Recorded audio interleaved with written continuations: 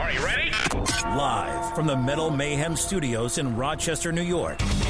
We are gold.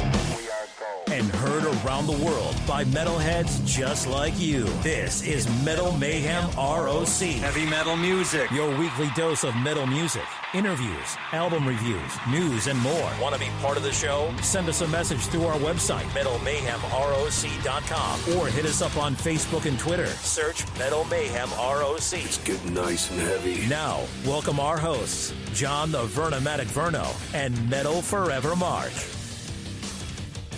Oh, the Ides of March are with us, celebrating St. Patrick's Day. Good evening, everybody. For this week, I'm McVernomatic, and welcome to this week's show. As always, new content drops every Thursday night. MetalMayhemROC.com is your go-to site for all show-related information. There you'll find direct links to Spotify, Apple Podcasts, Stitcher.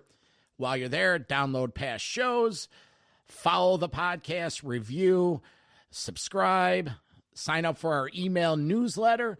That's your direct link to everything going on with the show, new content. Automatically gets you into drawing for show merchandise that we give away every couple weeks. A couple weeks ago, we gave away the Black Sabbath New Deluxe Heaven and Hell and Mob Rules. Earlier this year, we were giving away the Rob Halford book. So when we get some freebies, we pass it along to you. Tonight's feature interview is Ricky Warwick. He's from Thin Lizzy, Black Star Riders. One of his first bands about 25 years ago was The Almighty. Now, Ricky's from Ireland. He's a native, so we're keeping with our theme of celebrating St. Patrick's Day. He joined Thin Lizzy about 10, 15 years ago when they got back together. And then that band turned into what is now Black Star Riders. Now you're wondering, hey, McVernomatic, are these guys really metal? Well, they have ties to the metal community because Thin Lizzy and Black Star Riders have toured extensively with Judas Priest and Kiss and Saxon. Just last tour, they were third on the bill with Saxon and Judas Priest on the Firepower. So we're spreading our wings a little bit tonight and bringing in some distant cousins of metal. Ricky has a new album out called When Life Was Hard and Fast. It's a solo album. It's his fifth effort, and it's sort of an all-star cast. Joe Elliott of Def Leppard helped produce it, and he's on it. Andy Taylor of Power Station, he helped with it. And Keith Nelson of Buck Cherry ended up producing the album and writing it, a lot of the tracks with Ricky as well. So Ricky's here to tell us about how that all came about. He's a cool guy. Metal Forever Mark, my partner in all this, he'll be joining me after the interview, and we have a cool metal confession segment for you. Just to remind you that Monday nights on netmetalstation.com, the Metal Mayhem ROC live radio show. It's an interactive show. It's live metal. I host it. There's a chat room where you can interact with me throughout the show. It's really cool times. There's some listeners that have been coming over and listening with me and doing the show. I appreciate it. So that's about it. Here it is, Ricky Warwick, Thin Lizzy, Black Star Riders. I'm McVernomatic. This is Metal Mayhem ROC. Hey! Listen up. Now get that popcorn ready and grab a seat. Do it! As the Vernomatic and Metal Forever Mark present this week's feature interview, exclusively here on Metal Mayhem ROC. So we have on the line from California, Ricky Warwick, Black Star Riders, Thin Lizzy, the Almighties. Hey, Ricky, how are you today? I'm doing very well. Thanks for having me on the show, John. How are you doing? We're doing well. You know, it's early March. Things are heating up here. I'm in Rochester, New York. So we have our warm days. We have our cold days. But yeah, you're all over the place right now, right? Up and down is over there on the East Coast. Yeah, but thankfully we've been, knock on wood, avoiding any of these storms that different parts of the country is experiencing. So we glad to hear it. Count our blessings. Good. We're excited. February 19th, the release of the fifth solo album, When Life Was Hard and Fast. Congratulations. Thank you. Tell us a little bit about it. I hate to say an all-star cast, but a lot of your rock and roll friends are contributing. The end result is something you're very proud of. Yes, to all those statements of intent, John. Yeah, man. I mean, I'm really proud of this record. I've been sitting on it a while because it's been finished since April sort of 2019. So to finally get the thing out almost 2 years after we'd finished recording it is wonderful. Co-produced with the great Keith Nelson. Listeners are obviously aware of Keith from his days in the band Buckcherry.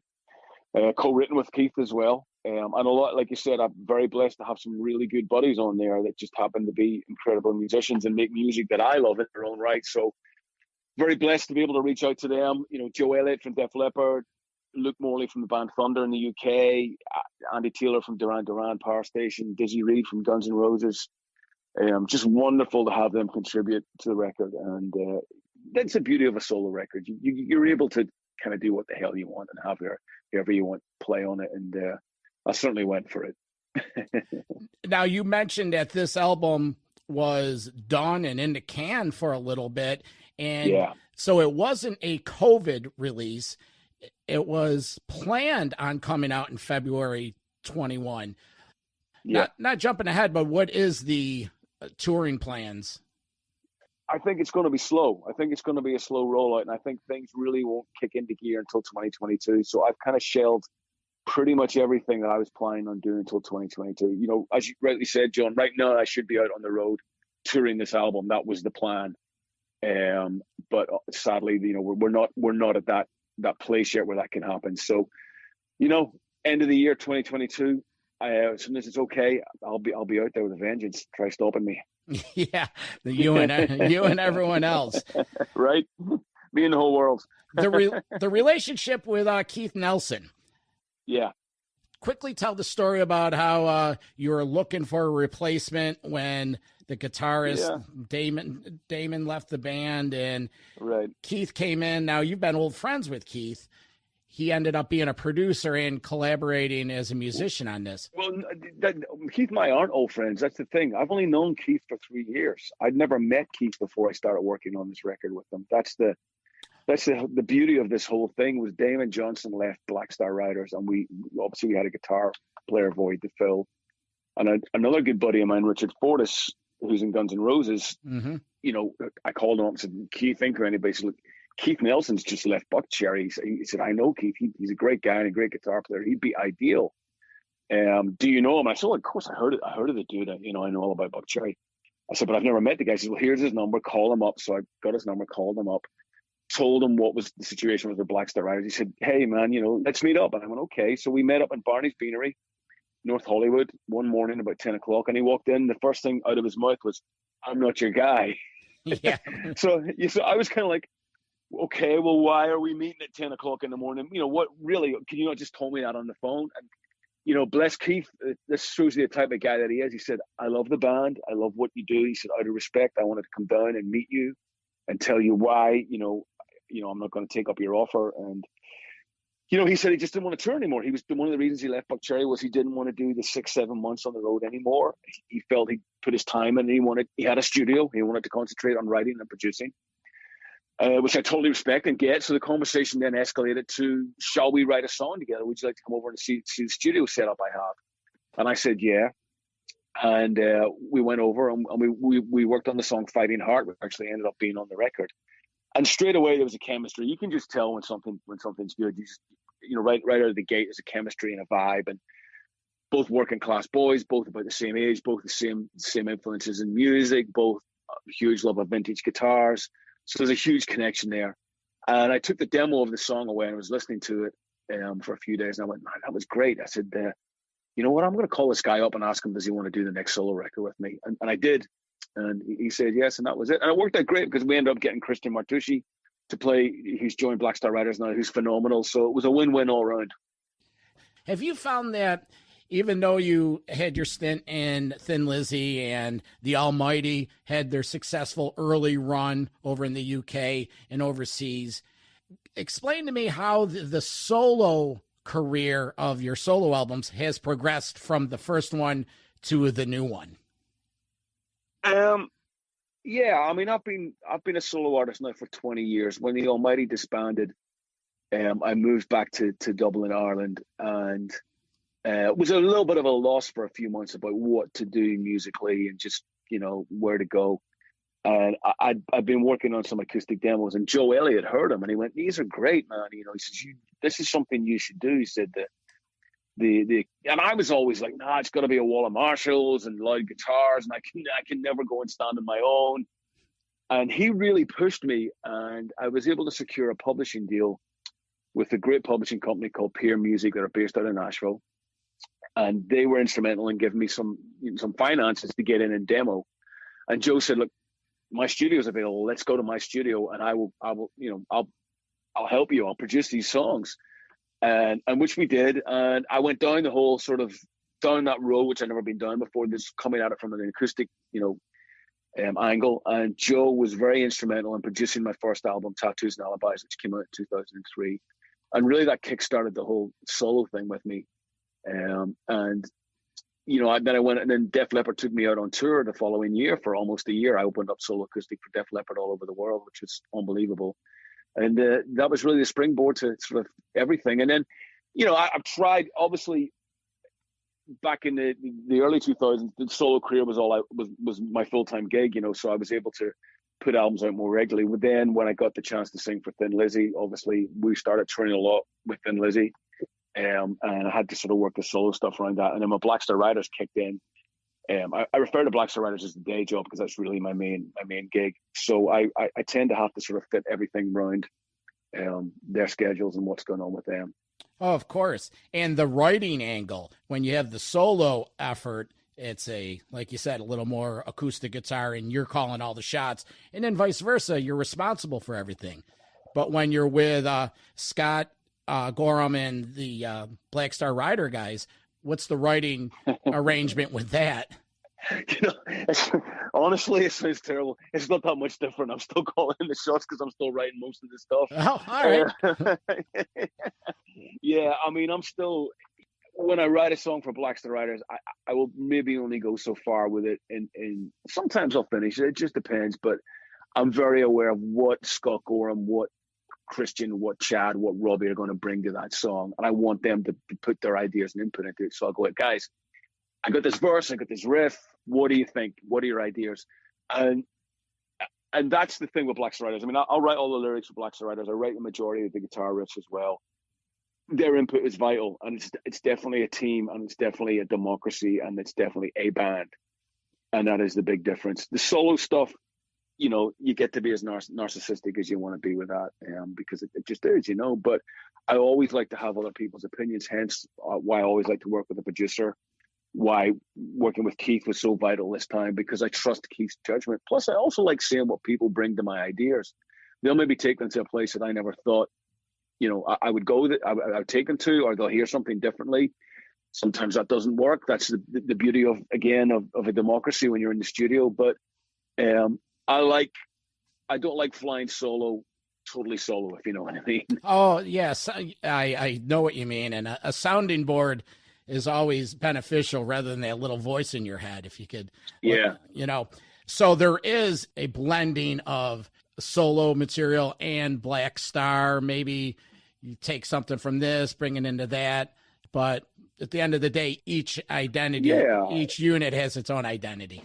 Of course, and I can't really separate myself from myself, that when it comes to writing. But the big difference is what the other people play on the ideas that you create. So with Black Star Riders, like I said, you're going to get the other guys putting their personality all over that idea.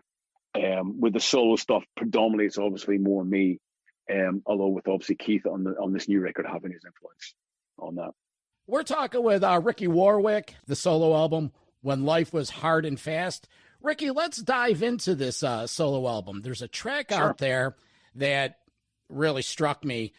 When the title track, When Life Was Hard and Fast, it reminds me, we had John Bush of Armored Saint on earlier in the fall, and they have a new song called The Decline of the Attention Span. And the angle of that song is society the attention span's just getting down to, milliseconds now. And of course. What I got out of your song was sort of like a flashback to how things used to be. Yeah, that song is very autobiographical. It's really what life was like for me growing up in Belfast in the 70s and 80s, pre-internet, pre-cell phone, and the hopes and the aspirations that I had as a kid about trying to get, obviously Belfast, sadly, back then was a very dark place, not just the weather, but obviously with everything that was going on politically. And it certainly was a quite unique childhood growing up there. And we were always looking at bands that had broken out, like Thin Lizzy, like U2, like Stiff Little Fingers, like Rory Gallagher. They're Irish. They're famous. They're all over the world. They can do it. We can do it. As kids, it gave us so much hope. And certainly it did for me. So I think it was really, the abandonment and the innocence of youth and the dreams of youth, the dreams of children, as it were, looking forward. And I co-wrote the lyrics for that with a really good friend of mine from Belfast. We grew up together. And I mean, that's the first line. We grew up together along a Rainlash Road. That was us. That was us when we were kids. So yeah, it's that throwback to sort of my childhood and my hopes and my aspirations.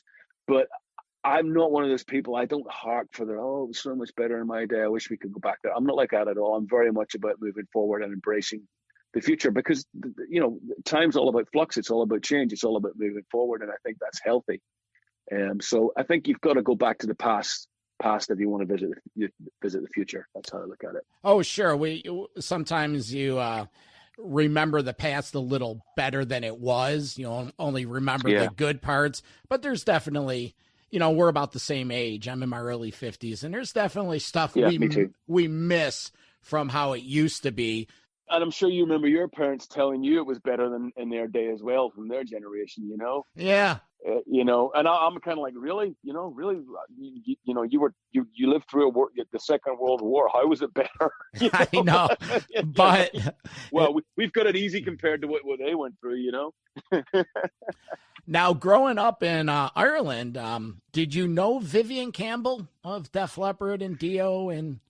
No, never met Vivian until I met him. You know what I mean? Never met Vivian until I got to know Joe in Def Leppard and met him. I mean, Ireland's a small country, but it's not that small. Okay, yeah. But obviously was aware of him being Dio, and obviously a local hero. Any musician that does well coming out of Northern Ireland, you're talking a country. Northern Ireland's got a population of 2 million people. So, you're talking anybody that is famous on a worldwide stage, you certainly take notice of. But never got to know Vivian until about mid-90s. I got to know Vivian really well. And he's a great friend now. He's a really good friend now.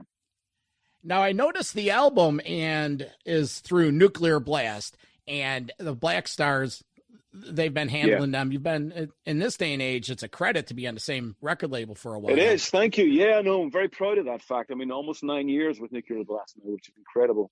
Now, I noticed that Thin Lizzy did a lot of touring with Judas Priest and Black Star Riders. They did a few tours with Judas Priest in the last 6 or 7 years.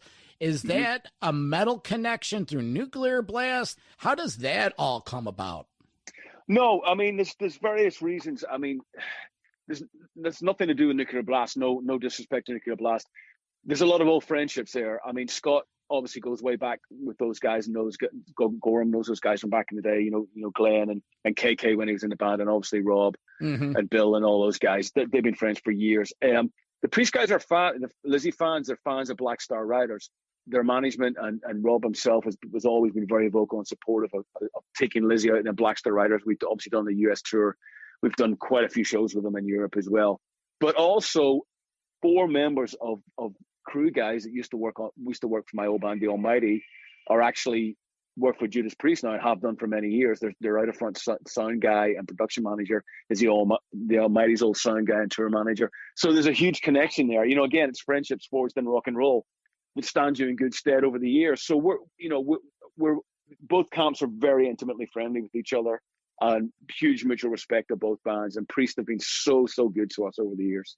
Oh, sure. It's the 6 degrees, like you just said. Yeah, of course. The Almighties. Earlier in your career, you're into the punk movement and the metal, and I guess it's once in the blood, it's always in the blood. Like you take someone like Andy Taylor, for instance. Sure, he gained notoriety with Duran Duran, but that Power Station stuff was kick-ass.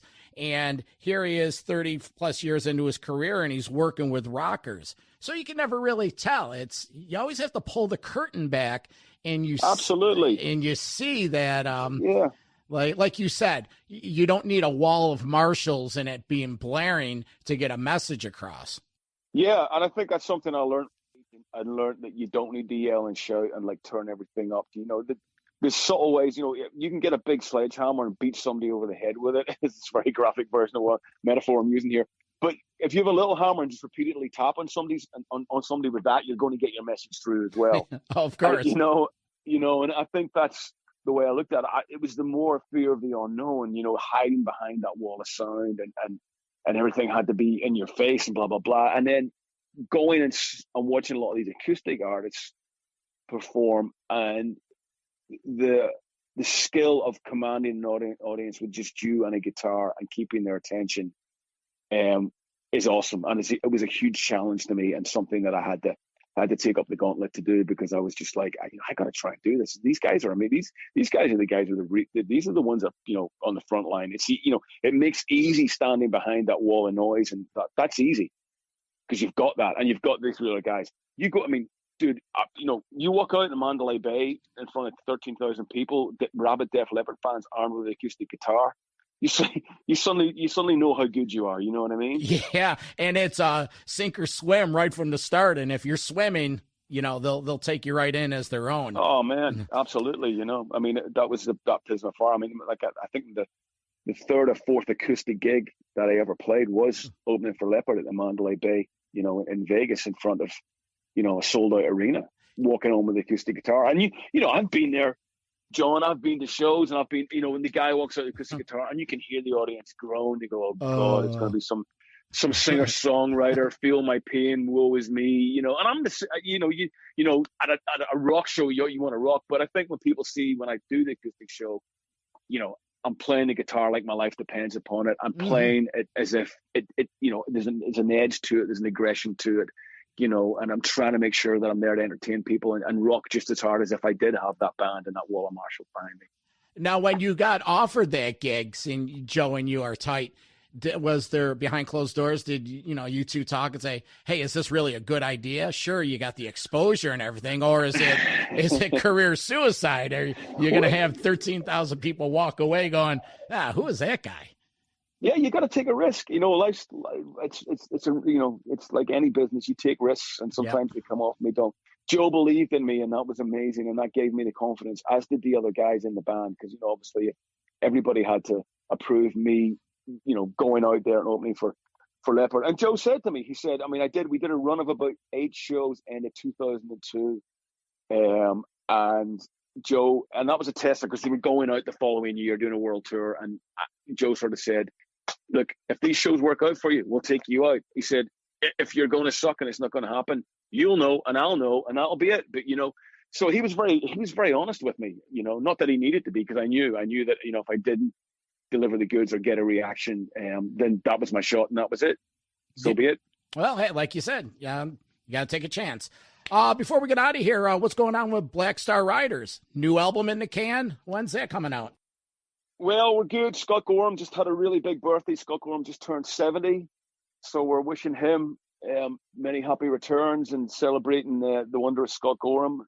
And we are hoping to get into the studio at the tail end of the summer to record album number 5. Well, great. Congratulations. We look forward to it. And, we'll do everything we can over here at Metal Mayhem ROC to promote the When Life Was Hard and Fast new Ricky Warwick solo album. Thank you so much. Okay, take care of yourself, sir, and we'll see you on tour very soon. Thank you, John. Appreciate it. All the best. All right, cheers, bud. Bye. Bye-bye. Bye. Thank you for listening to tonight's discussion. Any questions or comments, please share with us at metalmayhemroc.com. Now, we are back to the rest of tonight's show. We welcome back to the studio my co-host and brother in metal, Metal Forever Mark. Hey, Mark, what's going on, man? Hey, Vernomatic. As always, good to be back here in the saddle in the Metal Mayhem ROC studios in Rochester, New York. Well, it's good to have you back. It's usually like once a month we're up in the studio, and the rest of the time we bring the feature interviews. So what do we got tonight, buddy? Yeah, man, you know, all that heavy metal homework and all this research and all that craziness. This is another classic vintage show segment by Metal Mayhem ROC. It's called Metal Confession. We've been slipping this into our interviews wherever we can. Some artists are confused. Others don't want to divulge. Some go full on, like the last one you did went full assault on, I guess, Yngwie. Yeah. So Metal Confession is best. So this reminds me of our other interview we had with our boy Metal Walt from New Jersey, who, you know, sneaks into shows with crappy credentials and records them and bootlegs them. So, Vernomatic, and I know you probably have a ton of these, so you got to pick one. I was thinking about this, and I came up with a good one. All right, best and quickest backstage story, similar to Metal Walt, when either you snuck into the actual show or backstage or both. Well, it's not exactly backstage. How about front of the stage? Okay. It was, let me paint this picture. It was Weedsport, New York, summer of 1989. I went up to a Metallica and the Cult concert. It was the Metallica and Justice tour, the summer tour with the Cult. And I went down to the local sports shop, and I had a really tight white golf shirt, collared golf shirt. And on the back, I had them put security on it. Okay. Well, you know where this is going. And, you know, I'm a big guy, but, you know, back in 1989, I was a little more defined and, you know, a couple Budweisers. So the plan here was once the band went on stage, I was going to act the role of the security guard, and my buddy, I'll keep his name out of this, was going to act the part of the belligerent, out of control meddler. And so, you know, you didn't have his shirt on. And so right when the band started, about one song into it, we started from the back of the floor. Now, folks, this is an outdoor show at an old racetrack. So the ground had wood chips in it, and it was just like a big dust bowl. It was like middle of July. And we went from the back of the grounds all the way up to the front of the stage by me pushing my buddy through the crowd saying, security, security, out of the way, out of the way. And I'm telling you, no shit, that the crowd like parted like the Red Sea. But usually it's the other way when you're going from this front of the stage back. We went all the way up to the front and stayed right there by the second song when they were finishing with, I think the second song on that tour was either Creeping Death or For Whom the Bell Tolls. But it's a metal confession. It's something that happens at shows, and it's 100% true. Classic. So I've got a whole bunch. It's hard for me to just pick one, and maybe we'll do this one another topic because I know we've got more to share.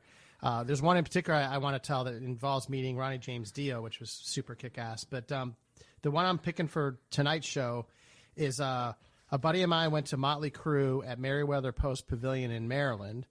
And we had just been like a month prior to a Metallica show where we actually did get backstage passes and we got hooked up and we knew where the meet greet was.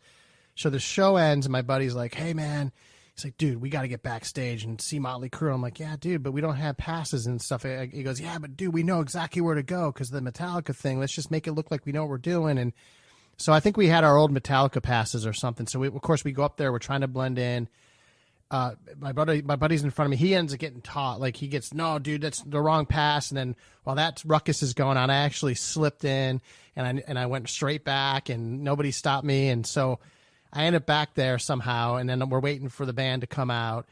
And all of a sudden, this is like 20 minutes go by. Like I guess Nikki Sixx comes out and nobody's checking our pass. Like at this point, I just blend in and I'm back there. Nobody's saying a word. I'm drinking a beer. My buddy comes rolling in. Ripped shirt, ripped pants, just like the dude looked like he's been through war. And I'm like, dude, what happened to you, man? He's like, oh, bro. He's like, dude, I got tossed. So I went around the back and I climbed over this barbed wire fence and I ended up on the roof of this shack and then I had to jump 20 feet and like he's just telling me this crazy story. It's awesome. He went through barbed wire and the whole thing, but sure enough, man, boom, he showed up and he made it. And so there we were drinking beers with Motley Crue and their fan club. Metal confession, we did not belong there. We did not have passes, but because we knew where we were going, we decided to go for it. So there you have it. That's awesome, man. That's what it's all about. It's heavy metal, man. Man, if we could only go back in time. Oh, God almighty. That's good stuff, Mark.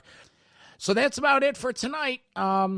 Remember to visit the website, metalmayhemroc.com.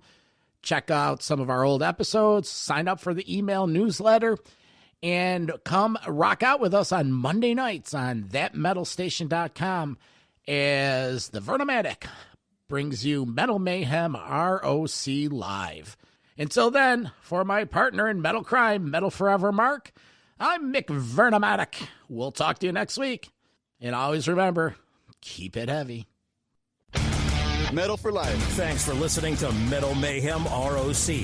Check out our websites at metalmayhemroc.com and metalforever.com for information on upcoming concerts, podcasts, archives, and all sorts of info. Please like, follow, and share with everyone, even your non-metal friends. Catch us next time on WLFE DB Radio.